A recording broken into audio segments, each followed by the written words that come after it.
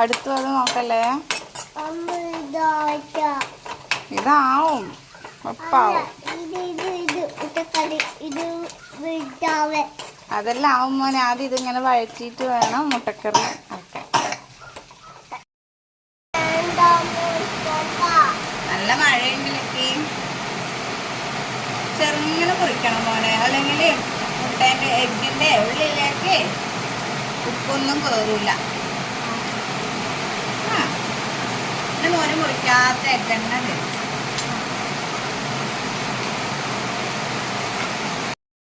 Lucky മുട്ടക്കറി എന്തായി നോക്കണ്ടേ? ഭയങ്കര മഴയുണ്ട്. മുട്ടക്കറി എന്തായി നോക്കാം.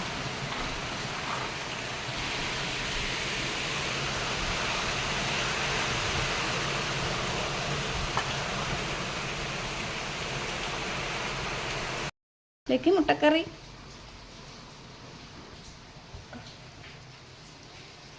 എന്തുണ്ട്? മുട്ടക്കറി